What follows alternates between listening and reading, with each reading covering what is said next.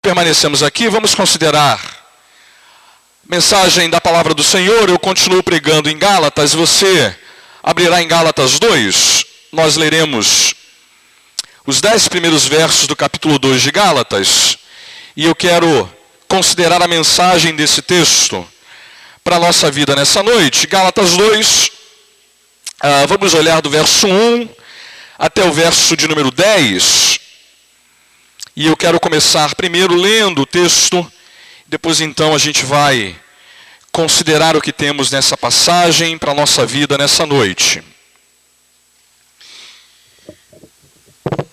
Carta então do apóstolo Paulo, inspirada aí pelo Espírito Santo, à igreja da Galácia, igreja que nós estamos sendo apresentados e aprendendo também algumas lições importantes com essa carta e com essa mensagem. É dito assim: 14 anos depois, subi outra vez a Jerusalém com Barnabé, levando também a Tito.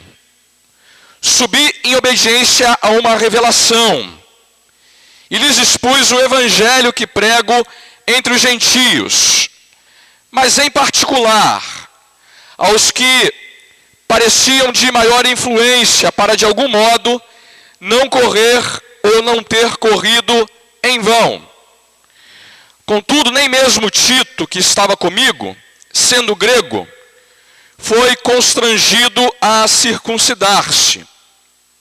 Isto por causa dos falsos irmãos, que se entremeteram com o fim de espreitar a nossa liberdade que temos em Cristo Jesus e reduzir-nos à escravidão, as quais nem ainda por uma hora nos submetemos, para que a verdade do evangelho permanecesse entre vós. E quanto àqueles que pareciam de ser maior influência, quais tenham sido outrora, não me interessa, Deus não aceita a aparência do homem. Esses digo que me pareciam ser de alguma coisa, nada me acrescentaram. Antes, pelo contrário, quando viram que o evangelho da incircuncisão me fora confiado, como a Pedro, o da circuncisão, pois aquele que operou eficazmente em Pedro para o apostolado da circuncisão, também operou eficazmente em mim para com os gentios. E quando conheceram a graça que me foi dada, Tiago, Cefas e João, que eram reputados colunas, me estenderam a mim e a Barnabé a destra de comunhão, a fim de que nós fizéssemos o melhor, a fim de que nós fôssemos para os gentios e eles para a circuncisão, recomendando-nos não somente que nos lembrássemos dos pobres, o que também me esforcei por fazer. Amados, até aqui a leitura da palavra do Senhor e que a gente vai considerar essa noite. Se a gente fizesse uma viagem na história, e não é possível hoje fazer viagem no tempo, há quem diga ainda não, né? Há quem diga que no futuro o homem vai poder viajar no tempo. Eu não acredito nesse negócio, não, mas deixa para lá. Se a gente pudesse viajar no tempo, vamos tentar fazer essa viagem aqui juntos, sem sair do lugar, e imaginando apenas. E se a gente voltasse na história, e voltasse lá nos primórdios da igreja, lá no início da era cristã, quando tudo começou, logo depois da ascensão de Cristo, em que os primeiros cristãos se reuniam, e se a gente pudesse fazer uma avaliação de como era o comportamento, a vida, como é que eles interagiam com as pessoas de fora da igreja, e de que maneira a fé cristã era entendida na maioria desses irmãos, a gente descobriria que no início da fé cristã, e eu não estou sendo exagerado nisso, a prática dos cristãos era profundamente judaica. E eu vou apontar alguns exemplos disso. Por exemplo, naquele tempo, o Messias que eles haviam abraçado era o Messias prometido também pelo judaísmo. Cristo também havia sido prometido pelo judaísmo. A Bíblia que eles conheciam não incluía os livros do Novo Testamento. Era uma Bíblia que falava apenas dos livros do Velho Testamento, que era a Bíblia também usada pelos judeus. Eles iam ao templo e se reuniam nos lugares onde os judeus também se reuniam. Muitos desses crentes ainda circuncidavam os seus filhos, e eu já lembrei pela manhã o que é circuncidar. Muitos deles observavam ainda as regras da dieta judaica, e você não encontraria ali um cristão que comesse feijoada, costelinha de porco, galinha, molho pardo. Você sabe, toda hora que eu falo nisso, a minha boca enche d'água. Eles não comiam essas coisas porque a regra e a dieta judaica não permitia. Eles ainda tinham uma divisão ética muito bem estabelecida. As igrejas do início da história da era cristã eram igrejas constituídas massivamente de judeus. Judeus que haviam se convertido ao cristianismo, embora eles ainda não entendessem plenamente o significado disso. Por causa disso, irmãos, aquela igreja enfrentou um problema, especialmente por parte daqueles que, entre os judeus, imaginavam que a fé que eles estavam abraçando deveria continuar carregando os elementos apresentados e ensinados pelo judaísmo. Nesse contexto, o apóstolo Paulo aparece no cenário pregando uma mensagem que afirma categoricamente que os judeus ou gentios entram agora no reino, são salvos, alcançam vida eterna e são alvo da graça de Deus tão somente com a fé no Senhor Jesus Cristo. Não há mais a menor necessidade, como nunca houve, de observar os ritos judaicos, a dieta judaica, a circuncisão e tudo mais que o judaísmo ensinava. Isso criou uma dificuldade para muita gente. Muita gente começou a se levantar enquanto Paulo pregava essas coisas. Depois de Paulo ter pregado essas coisas, essa gente aparecia nas igrejas perguntando assim: olha, você é salvo, você é cristão? E a pessoa dizia: sou sim, me salvei, já sou alguém da fé cristã. Mas você já se circuncidou? Ainda não. Você obedece às leis judaicas? Ainda não. Você observa os ritos judaicos? Ainda não. Então você não é salvo, diziam eles. Quem foi que ensinou isso para você? O apóstolo Paulo. O apóstolo Paulo, eu bem que imaginava. Porque ele está ensinando coisas que não são aquilo que o evangelho é. O evangelho de Paulo é um evangelho de segunda categoria. Um evangelho que não representa aquilo que os apóstolos de Jerusalém defendem. Um evangelho que não é assim tudo que o evangelho é de verdade. E eles então tentavam cooptar, ensinar o contrário do que Paulo havia pregado, ensinado e propagado nos lugares onde ele passava. Esses homens chamavam-se de judaizantes e eles criaram um problema enorme para a igreja nesse período. E chegaram até a Galácia. Chegaram na igreja da Galácia e começaram a desdizer tudo que o apóstolo havia dito. Começaram a desconstruir a mensagem do evangelho pela graça, pela fé, pregada pelo apóstolo, e colocar em xeque a autoridade dele, o conteúdo do evangelho que ele pregava e as coisas que ele ensinava. E a gente já viu que Paulo não consegue voltar à Galácia, ele não volta a essa igreja mais. Ele então se corresponde com ela por uma carta que a gente está considerando e estudando. Nessa carta ele até agora já tratou de defender o seu ministério, defender a origem divina do seu ministério, a origem divina do evangelho que ele prega, já se deteve em falar da perplexidade dele com o que está acontecendo com aquela igreja, do pesar dele, do fato dele reagir de maneira quase inacreditável ao que está acontecendo.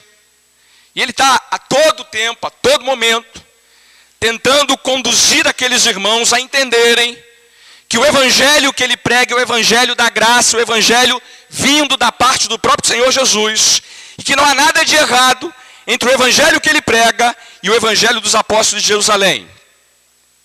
Então ele está, de uma certa maneira, sendo muito duro com aqueles que estão ensinando a versão falsa de evangelho, que não é evangelho coisa nenhuma, e ao mesmo tempo tentando preservar, ajudar, orientar, acertar e corrigir a igreja da Galácia.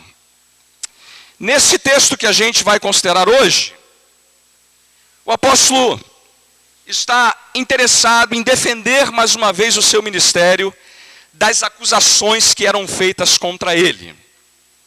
E é mais uma vez, irmãos, o apóstolo tratando de mostrar para essa igreja e para nós que o conteúdo do evangelho, que não mudou, não sofreu alterações, não sofrerá alterações, é um evangelho que nos livra de regras, nos livra do peso da religião judaica, nos livra do peso de qualquer conjunto de regras que queiram implementar a esse evangelho.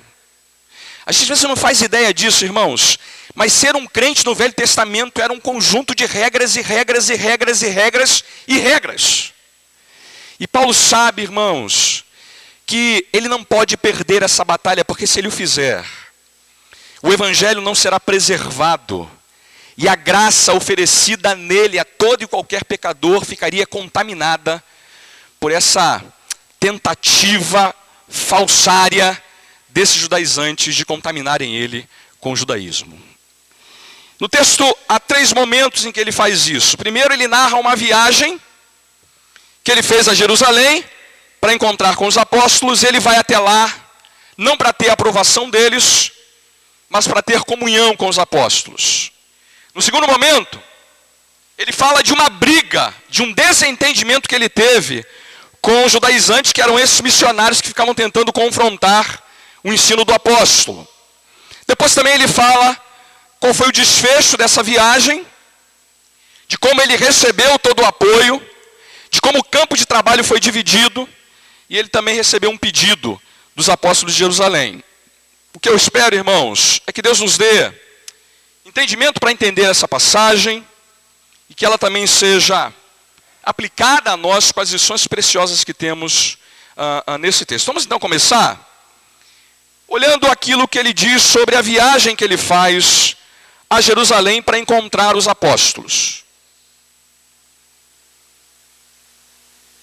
Ele começa dizendo no verso 1: 14 anos depois, subi outra vez a Jerusalém.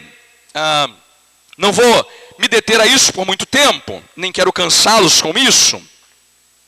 Mas temos um problema aqui, porque ele fala assim, 14 anos depois.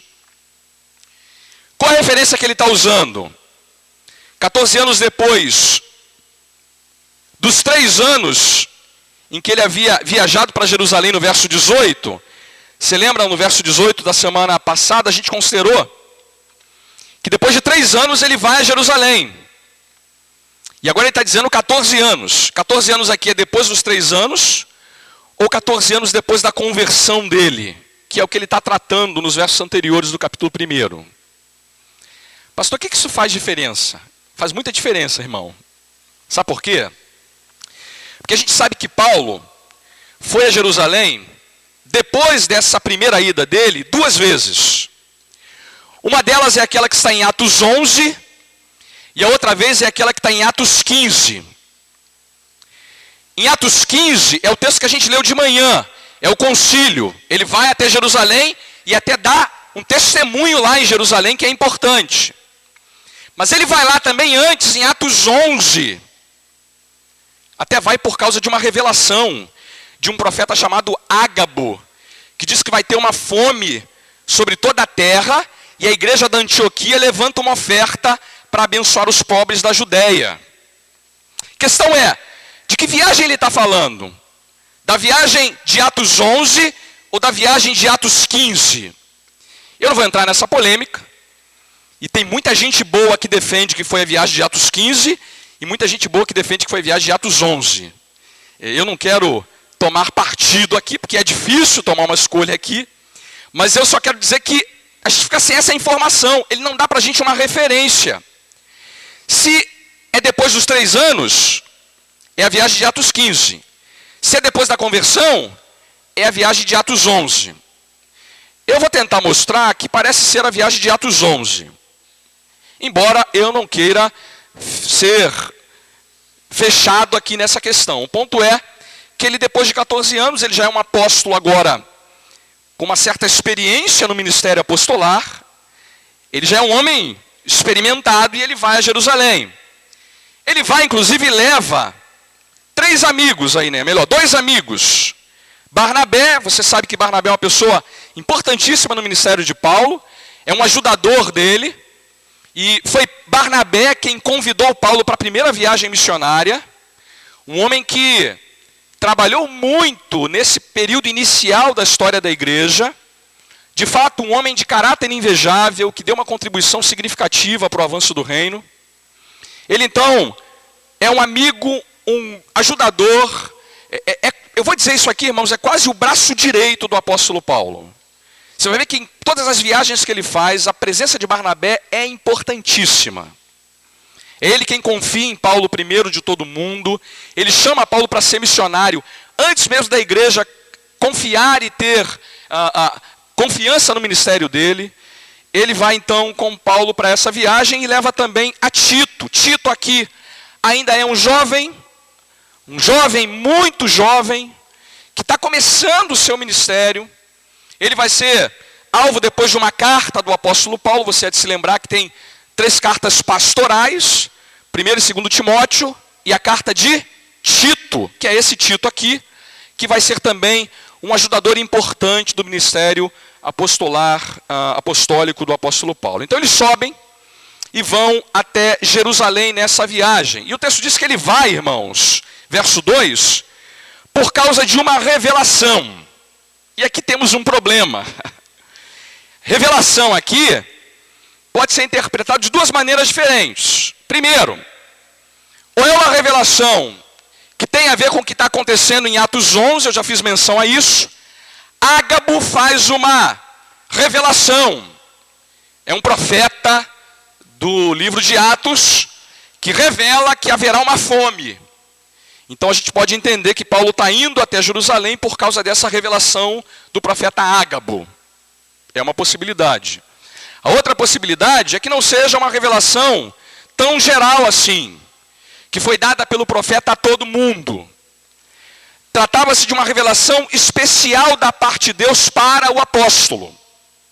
Ele recebeu de Deus uma revelação, que a gente não sabe como é que foi, que disse para ele ir para Jerusalém.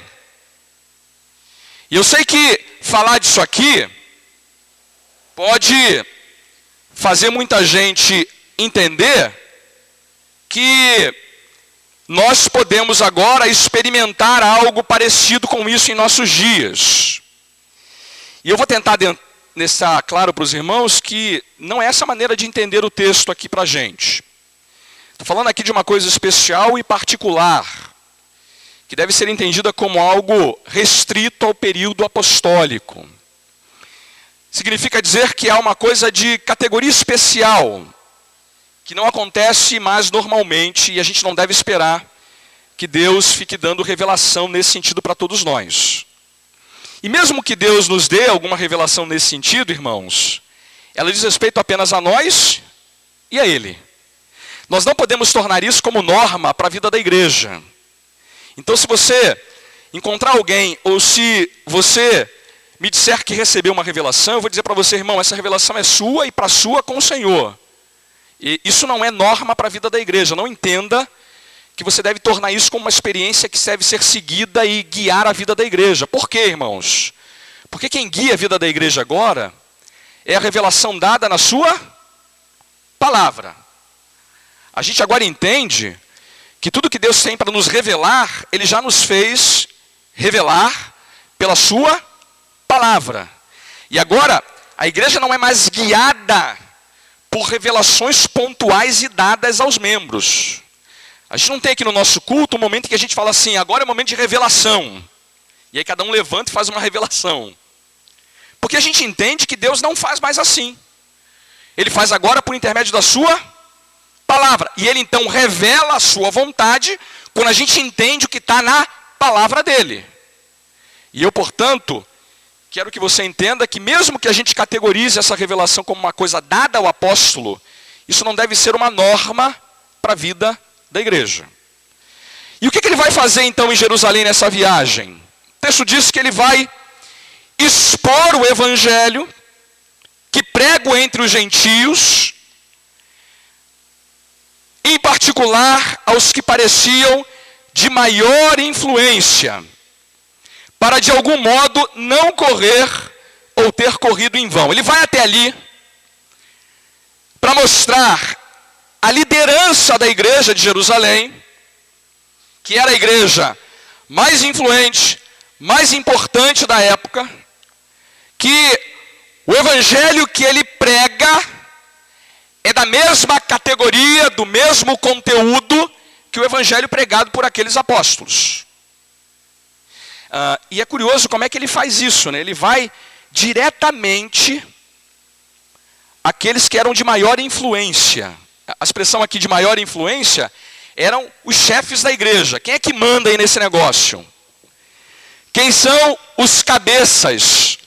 Quem são aqueles que definem e dirigem a vida da igreja? Então com esse eu quero falar. O texto até fala que ele vai falar com eles em particular. Vai fazer uma sala fechada com eles. Vai conversar com eles especialmente para expor a eles o evangelho. É fato, irmãos, que ele não quer a aprovação dos apóstolos. Ele quer mostrar que o evangelho que ele prega é exatamente o mesmo pregado pelos apóstolos. Não há nenhuma incoerência, ruído, diferença entre o conteúdo que ele está pregando e os apóstolos estavam pregando lá em Jerusalém. E ele faz uma coisa curiosa, né, meus irmãos? Ele vai fazer isso porque ele sabe que, do contrário, ele estaria correndo em vão. O trabalho dele não se manteria como algo proveitoso se ele estivesse pregando uma coisa diferente daquela que os apóstolos estavam pregando. Tem aqui um planejamento, uma estratégia que o apóstolo usa que é muito interessante, né? Ele sabe, irmãos, que essa é uma viagem importante, ele vai tratar de uma coisa específica. E quando você faz viagens assim, o que se espera é que você resolva o problema que levou você a fazer aquela viagem. Então Paulo dirige toda a sua energia, todo o seu trabalho na direção daquilo que ele tem que tratar. Ele não quer perder tempo com coisas que não são importantes naquela hora. Ele não quer pregar o evangelho dele para qualquer pessoa. Ele quer pregar para a liderança, porque ele sabe que é a liderança quem vai dar o aval, quem vai dar a aprovação, quem vai de fato poder mostrar que o evangelho que ele prega era exatamente o mesmo da liderança da igreja de Jerusalém. Está aqui uma coisa que eu queria que a gente aprendesse, irmãos. É verdade que o evangelho tem que ser pregado para todo mundo. Mas às vezes é bom que a gente tenha essa percepção do apóstolo, de ter estratégia na hora de apresentar o evangelho. De ir na direção daqueles que a gente sabe tem mais propensão a responder o evangelho, a entender o evangelho, que são, por assim dizer, prioridade na lista. Você lembra que é assim que a gente faz na nossa vida. Quando a gente vai pescar, por exemplo, a gente sabe que tem que lançar a rede onde estão os cardumes, né? Onde tem peixe. Não adianta ficar lançando a rede onde você não vai encontrar peixe nenhum. O sujeito que fica atirando a ermo tem pouca chance de acertar alguma coisa. Mas quem mira, mesmo que a mira não seja muito boa, acerta alguma coisa, né? Mira numa coisa e acerta na outra, mas pelo menos acertou. Você percebe? Paulo está dizendo assim, eu fui lá para tratar um problema específico, eu procurei logo quem eram as pessoas que iriam responder a questão. Eu fui logo de encontro a quem interessava. embora possa parecer que ele está sendo aqui meio exclusivista, não está não. Ele está ensinando para a gente uma estratégia, que a gente deveria aprender, irmãos. Às vezes a gente fala demais com muita gente e não serve para muita coisa. Perde um tempo com uma pessoa só e fala com ela só para você ver se talvez o resultado não seja melhor. Seja um pouco mais inteligente nessa sua abordagem para você aprender que nem todo mundo tem que ser tratado de maneira igual no primeiro momento. Nesse sentido, entenda bem, nesse sentido, para que a sua energia e o seu esforço talvez possa produzir um efeito ainda melhor. Então Paulo vai até ali e ele tem o propósito então de apresentar o evangelho que ele pregava aos gentios, e ele faz isso para a liderança em especial. Nessa viagem acontece uma outra coisa. Embora ele tenha falado com a liderança, ele diz também que enquanto esteve ali, aconteceram coisas que não estavam previstas pela sua viagem. Veja aí o verso 3, especialmente o verso 4. Contudo, nem mesmo Tito, que estava comigo, sendo grego, foi constrangido a circuncidar-se.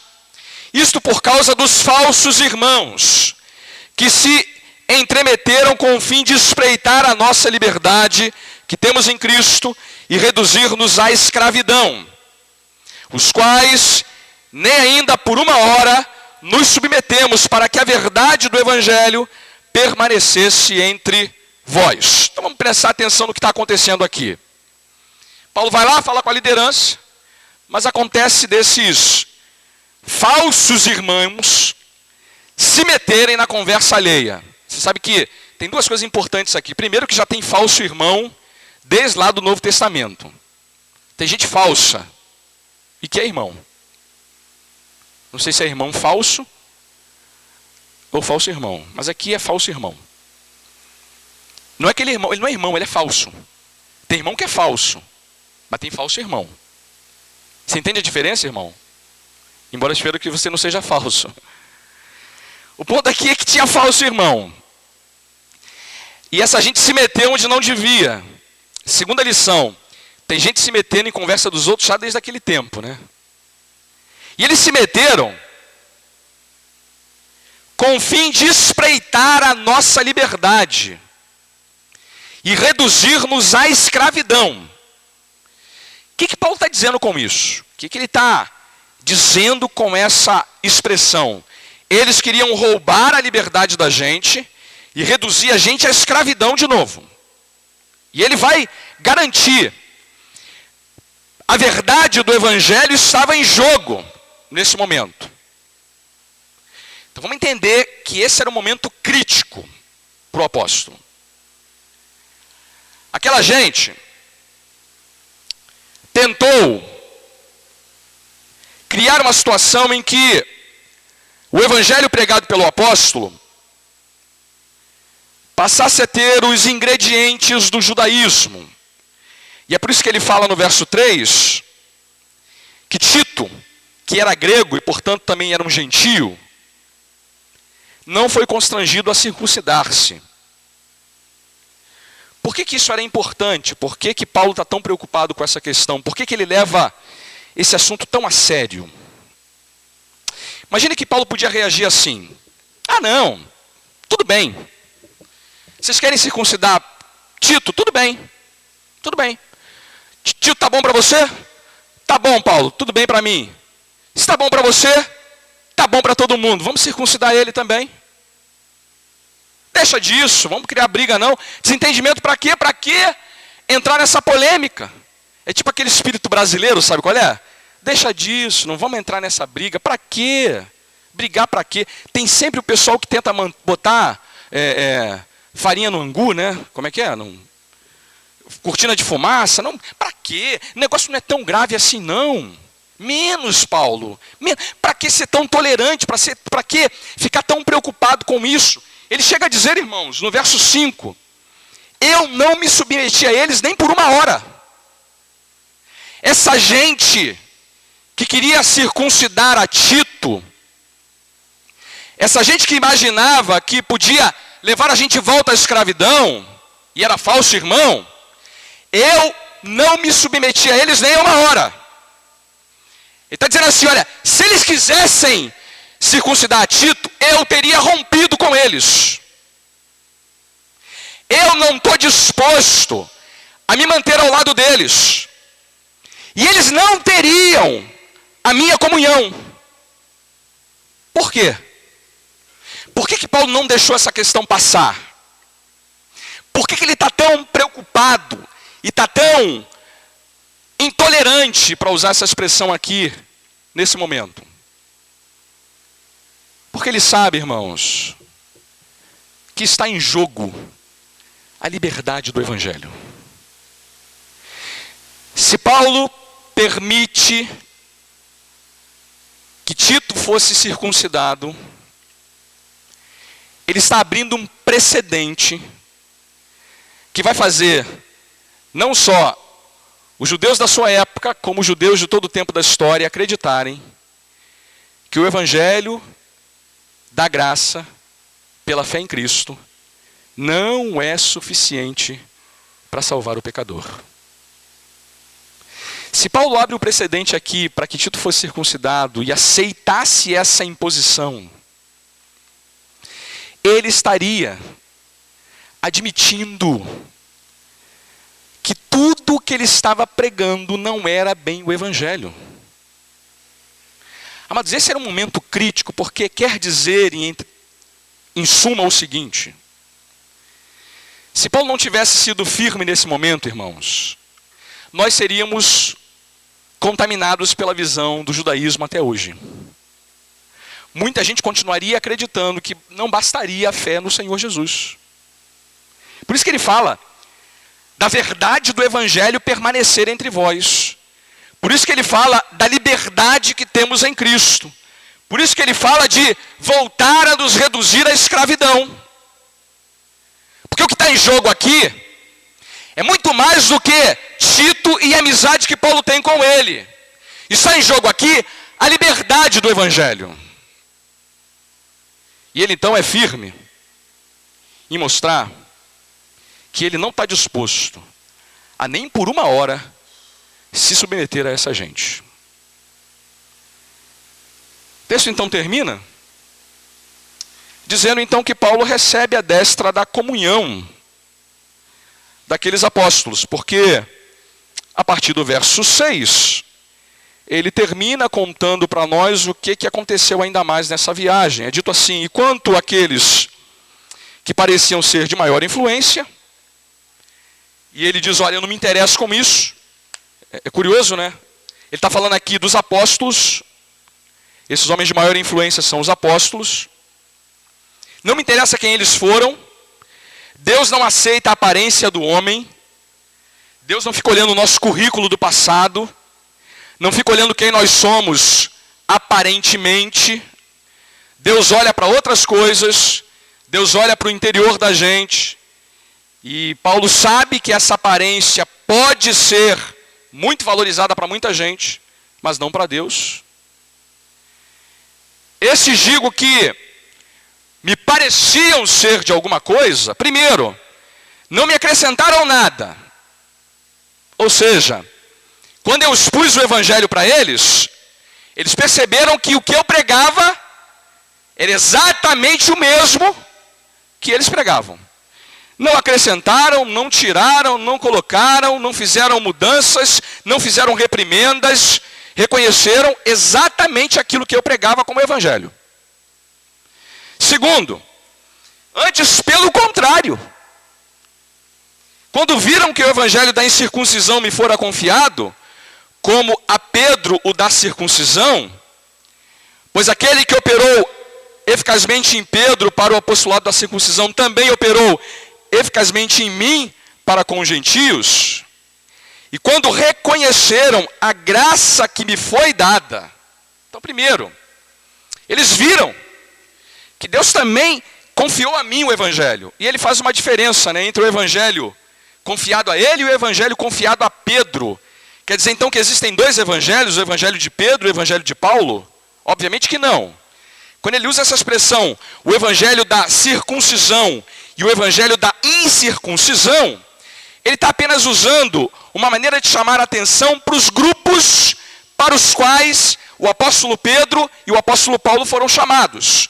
Paulo foi chamado para o evangelho para os gentios, o evangelho pregado aos gentios, e Pedro foi chamado para o evangelho pregado aos judeus. Não há um evangelho diferente para cada um desses grupos. Paulo está apenas reconhecendo que parte do seu ministério foi direcionado para os gentios e parte do ministério de Pedro foi direcionado para os judeus. O ponto aqui é que tanto Pedro quanto Paulo receberam esse evangelho da parte do próprio Senhor Jesus Cristo.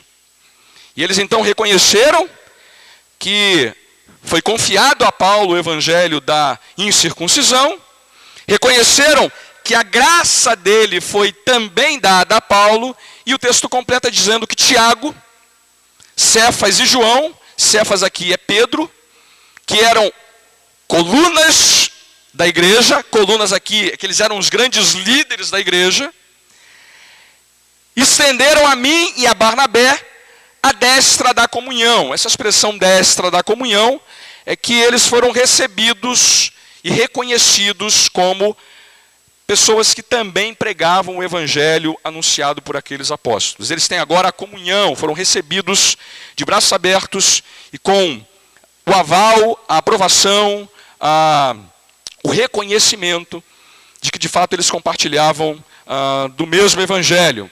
E aí, o texto diz que eles fizeram entre si uma divisão de tarefas, a fim de que nós fôssemos para os gentios e eles para a circuncisão. Aqui mais uma vez a ideia de que Paulo passa a pregar o evangelho aos gentios e Pedro passa a pregar o evangelho aos judeus. Pedro, Tiago, João e os demais apóstolos. Embora essa não fosse uma regra fixa, uma regra que não tivesse algumas exceções, você há de considerar que Paulo, quando ia às sinagogas, ele primeiro pregava aos judeus, para depois pregar aos gentios, e Pedro também pregou em algumas ocasiões para os gentios. A gente sempre lembra aquele momento em que ele teve o lençol e ele vai na casa lá de Cornélio, aquele é um homem gentio, ele está pregando o evangelho para aquele homem. O próprio João, que vai para a ilha de Patmos, escreve cartas às igrejas da Ásia, igrejas gentílicas, e portanto, essa divisão aqui não é uma divisão fixa, mas é uma espécie de organização da tarefa dos apóstolos naquele momento. O ponto, irmãos, é que nós não temos dois evangelhos aqui. Temos um único evangelho, e Paulo está agora recebendo a destra da comunhão dos apóstolos, para de uma vez por todas ficar claro que o que ele prega é o evangelho, pregado também pelos 12. Ele só recebe uma única recomendação. A recomendação é de que ele também se lembre dos pobres. O que ele vai fazer, ao que tudo indica, essa viagem foi para ele coletar recursos para a igreja pobre da Judéia, e portanto Paulo vai obedecer, vai observar essa recomendação dada aos apóstolos. Essa é a exposição do texto, mas eu queria tirar aqui algumas lições para a gente. E faço rapidamente isso. Primeiro, lembrar que nós só temos um único evangelho. O evangelho que afirma que Deus amou o mundo de tal maneira que deu seu Filho unigênito para que todo aquele que nele crê não pereça, mas tenha vida eterna. O evangelho que garante que cada um de nós vai dar conta de si mesmo a Deus. E o tempo que temos sobre a terra é o tempo para a gente lembrar disso, se preparar para isso. E há apenas uma única maneira de ser salvo do justo juízo dele: a fé que repousa plenamente no Senhor Jesus Cristo. Uma fé que depende da graça oferecida a todo e qualquer pecador que, crendo em Jesus, aceita, recebe a vida eterna, a salvação, o perdão e a graça do Senhor. Amado, esse é o evangelho, e só há um único evangelho. Para brasileiro, para judeu, para argentino, para boliviano, para colombiano, para paraguaio, Não tem evangelho paraguaio. Todos os homens da face da terra, a todos eles foi endereçado um único evangelho. Amém, irmãos? Amém. Segundo ponto aqui. Embora esse evangelho seja único,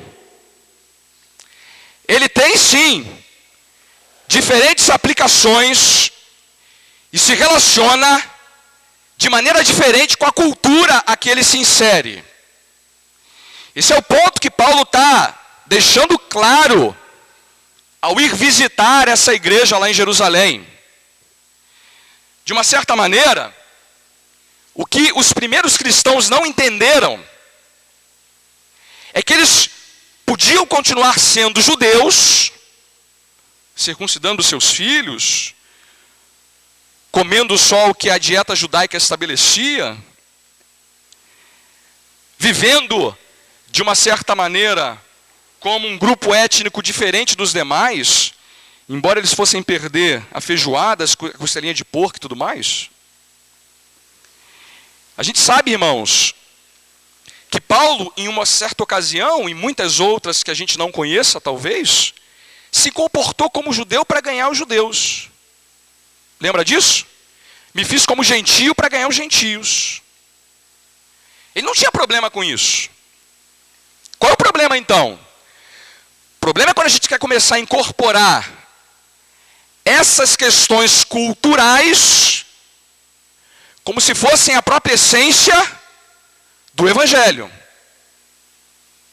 Quando a gente confunde a cultura que o evangelho está inserido com a própria mensagem que o evangelho é. Quando a gente começa a trazer para o meio, para o centro do evangelho, aquilo que é apenas aspecto cultural. E no Brasil a gente tem um problema sério nessa área, irmãos.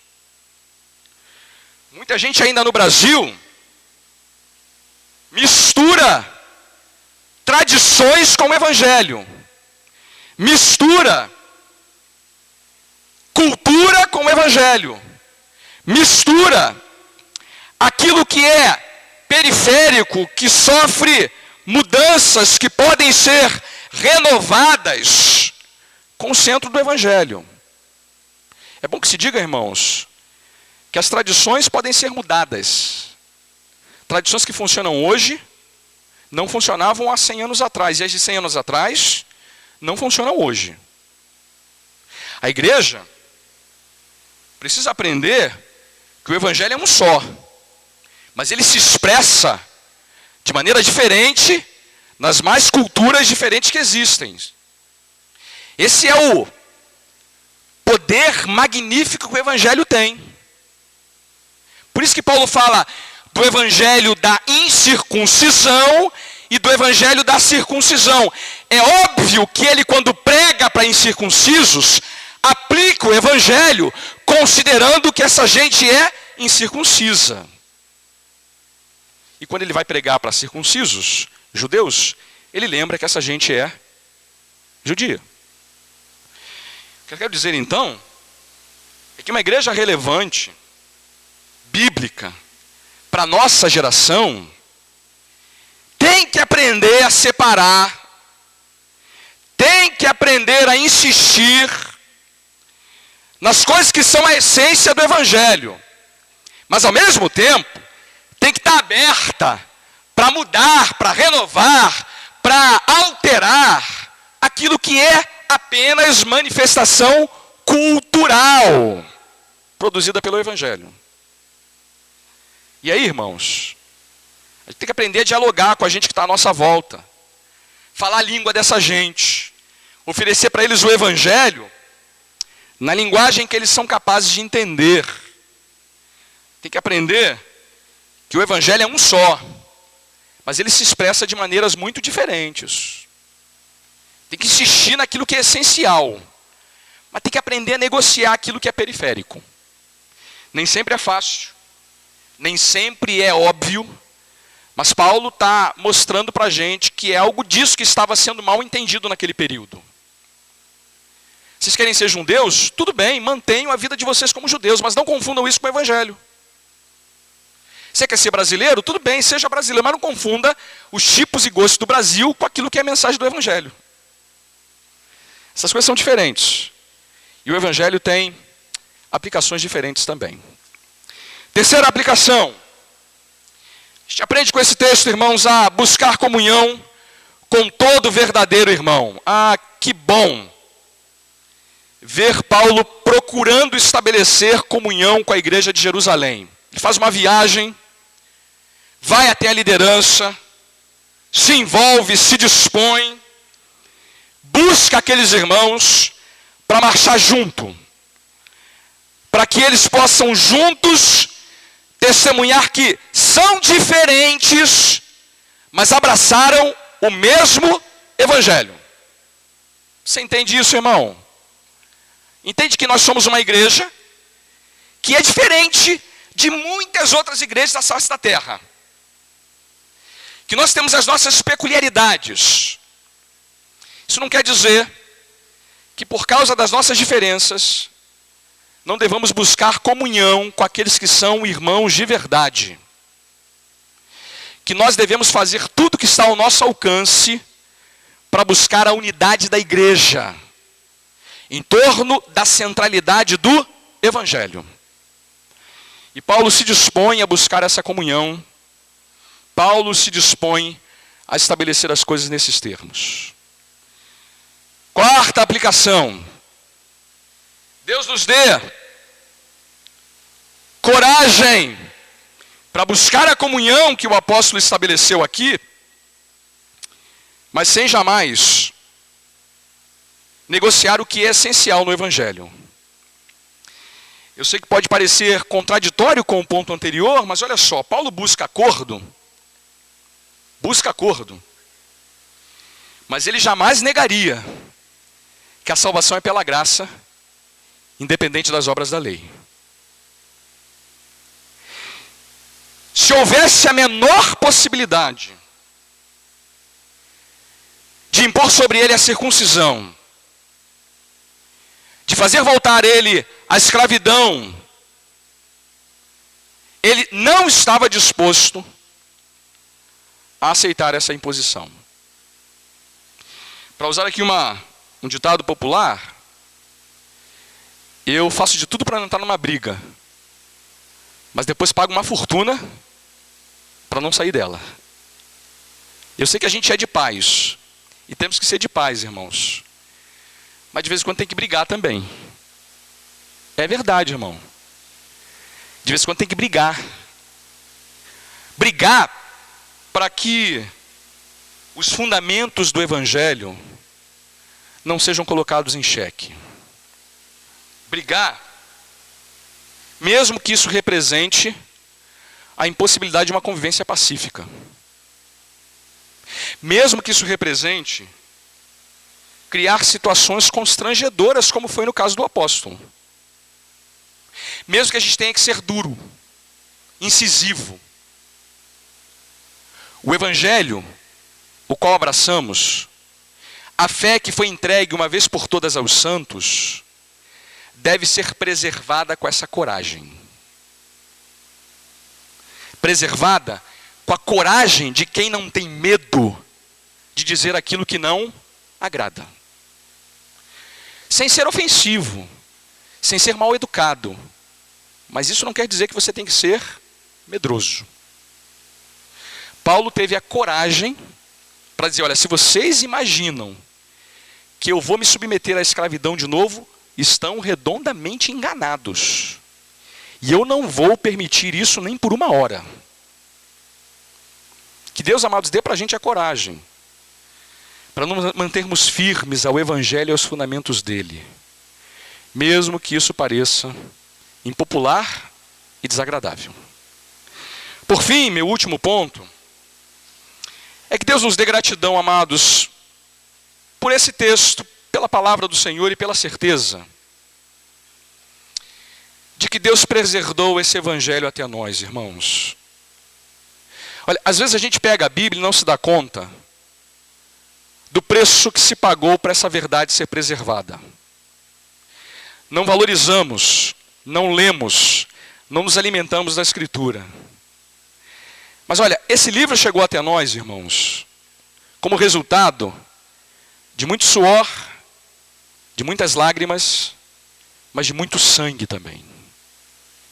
Louvado seja o nome do Senhor pela vida do apóstolo Paulo, que teve a coragem para deixar claro naquele momento crucial da vida da igreja, que somos salvos pela fé, e tão somente pela fé, que repousa única e exclusivamente no Senhor Jesus. Que a gente tenha um coração, irmãos, gratos por essa trajetória de um Deus que levantou homens do calibre do apóstolo Paulo para preservar, para defender a verdade do Evangelho e para usar as palavras dele no texto, para que ela permanecesse entre nós. Louvado seja o nome do Senhor. Vamos orar? Louvamos o teu nome, Senhor, pela tua palavra, pela verdade do Evangelho. E te imploramos, ó Deus, que tu nos dê coragem para entender, ó Deus, a liberdade plena, absoluta e completa que temos no teu Filho Jesus. Não somos salvos pela nossa religiosidade, pelas obras da lei, por qualquer regra, fardo, mérito, por qualquer obediência da nossa parte. Mas louvado seja o teu nome, porque a verdade do Evangelho, revelada aos teus apóstolos, pregada por eles e preservada até nós, nos garante que a nossa salvação é inteiramente pela graça do Senhor,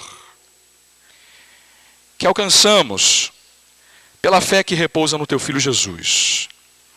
Que a morte dele, a vida dele, o sangue dele, o corpo dele partido e moído na cruz do Calvário é suficiente para a salvação de todo e qualquer pecador que, arrependido, suplique a tua misericórdia. Ó Deus, louvado seja o teu nome por isso. Louvado seja o teu nome por essa verdade ter alcançado o nosso coração e ter sido preservada até os nossos dias. Que possamos continuar, ó Deus, alimentando a nossa alma dessa liberdade, que nada e nem ninguém nos leve de volta à escravidão, à servidão, ao subjugo de uma religiosidade que nos faça acreditar em algo diferente disso.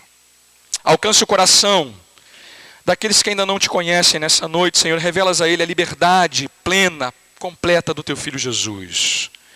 Chama-os pelo nome e faz assim para a glória do nome do Senhor. E que agora o amor de Deus o Pai, a graça soberana de nosso bendito Senhor e Salvador Jesus, a comunhão eterna do Santo Espírito de Deus esteja convosco e com todo o povo do Senhor espalhado por toda a face da terra, hoje e para todos sempre. Amém, Senhor. Amém, Pai.